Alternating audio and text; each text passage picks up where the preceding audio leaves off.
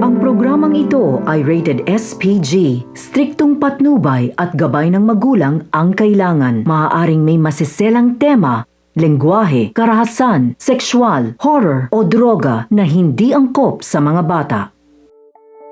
Hindi makapaniwala si Pepe na nasa critical na nga ang lagay ng kanyang anak na si Obeng.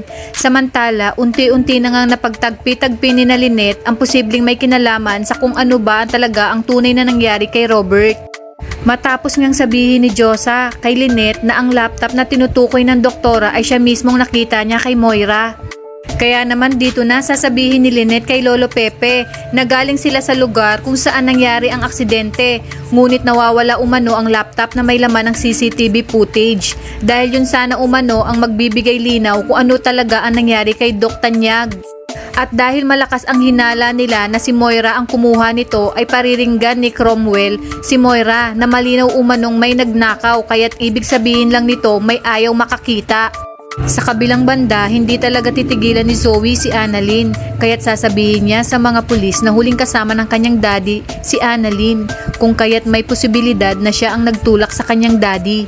Sasagot naman si Annalyn na hindi niya umano magagawa yun dahil mahal niya ang kanyang tatay, lalo pangat ngayon pa lang sana sila magkakaroon ng pagkakataon makapag-celebrate ng birthday na sorpresa niya nga sana sa ama.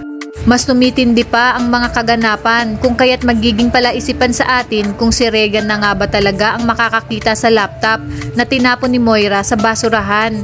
Upang malaman ang buong katotohanan, kaya naman marami pa tayong dapat abangan dito lang sa Abot Kamay na Pangarap.